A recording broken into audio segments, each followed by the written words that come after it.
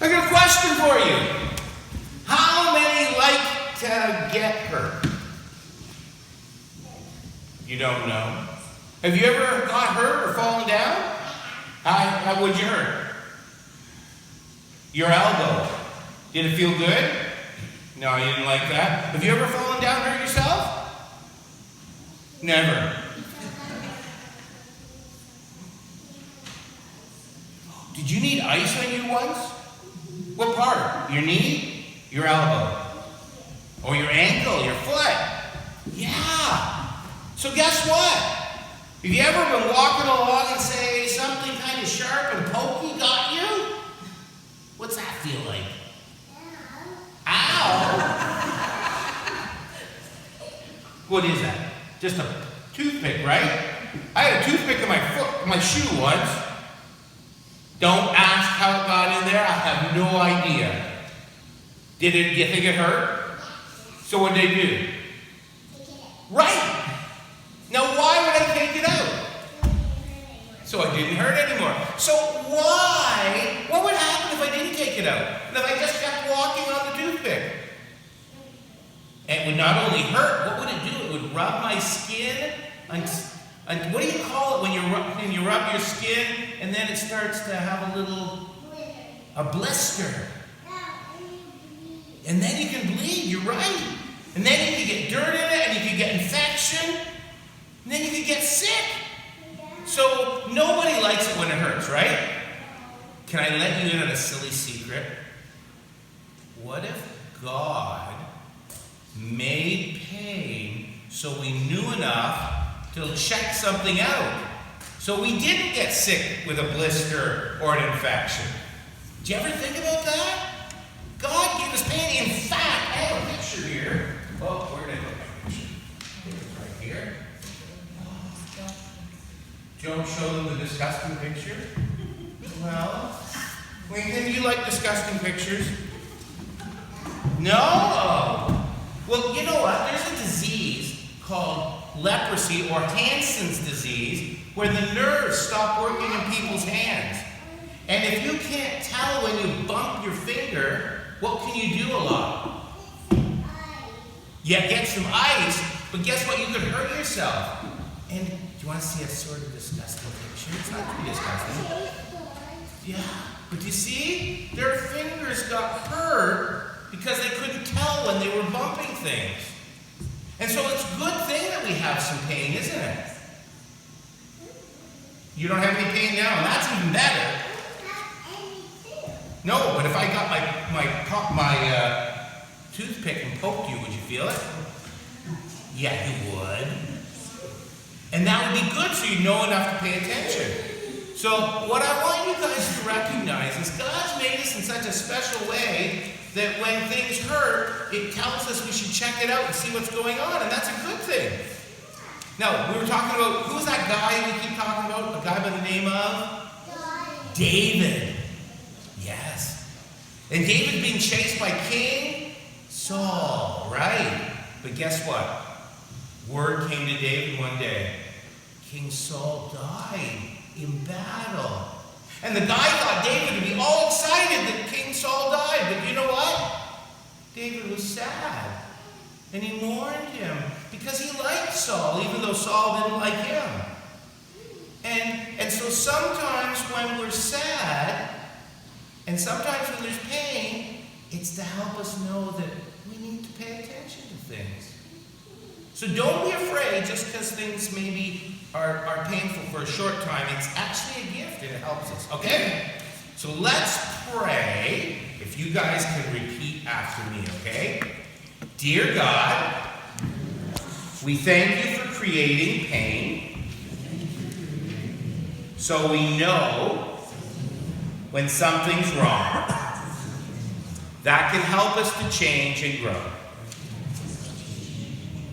Amen.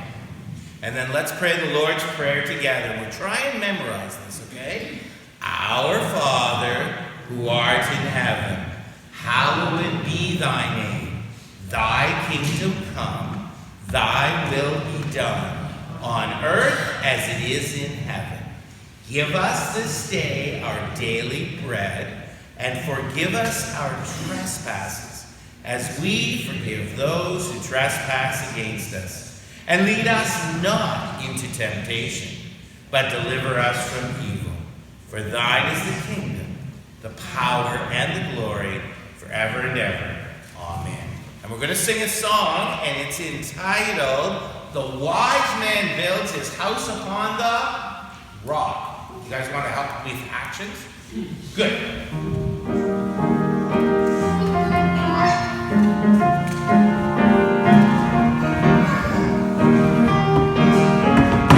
Stand up and put your hands and pretend you're building. Here we go. The wise man built his house upon the rock. The wise man built his house upon the rock. The wise man built his house upon the rock, and the rains came tumbling down. The rains came down and the floods came up. The rains came down and the floods came up. The rains came down and the floods came up, and the house on the rock stood firm. Now, the foolish man built his house upon the sand. The foolish man built his house upon the sand. The foolish man built his house upon the sand, and the rains came tumbling down. Yeah? The rains came down and the floods came up. The rains came down and the floods came up. The rains came down and the floods came up, and the house on the sand went splat. So build your life on the Lord Jesus Christ. So build your life on the Lord Jesus Christ. So build your life on the Lord Jesus Christ, and the blessings will come down. The blessings will come down as the prayers go up. The blessings will come down as the prayers go up. The blessings will come down as the prayers go up. So build your life on the Lord. And now it's time for Sunday school. And I'm Shelby. You guys like Shelby? Yeah. Oh, Catherine. Okay. Yes, Catherine is your baby.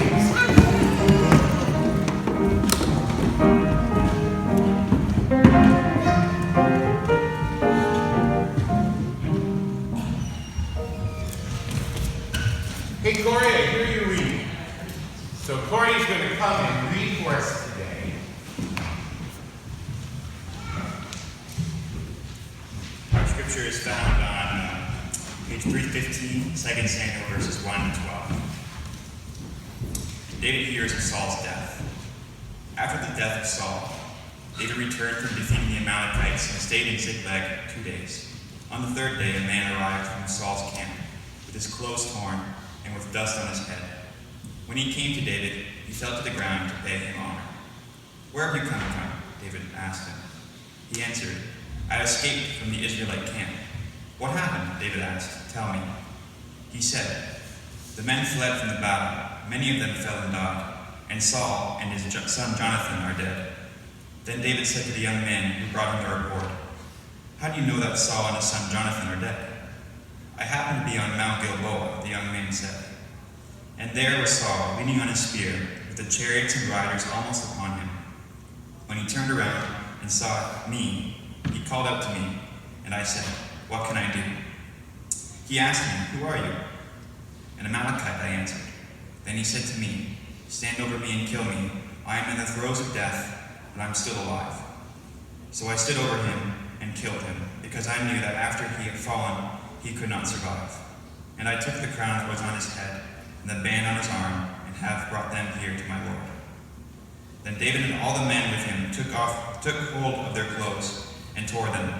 They mourned and wept and fasted till evening for Saul and his son Jonathan, and for the army of the Lord and the house of Israel, because he had fallen by the sword. Our responsive reading is on the same page, verses 19 to 27. I will read the odd. Read the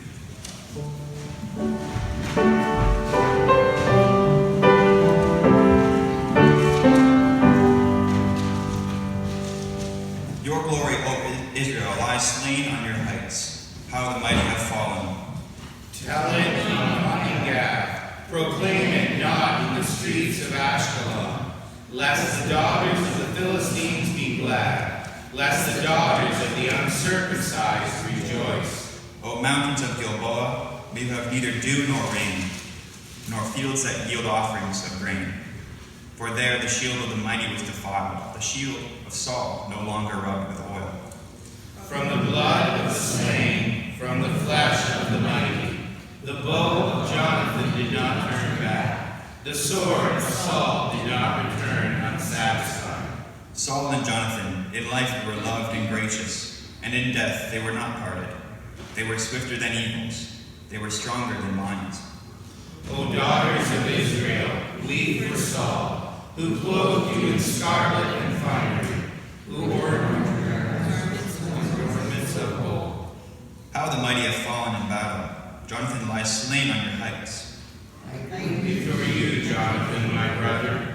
You were very dear to me. Your love for me was wonderful, more wonderful than that of women. How the mighty have fallen. The weapons of war have perished.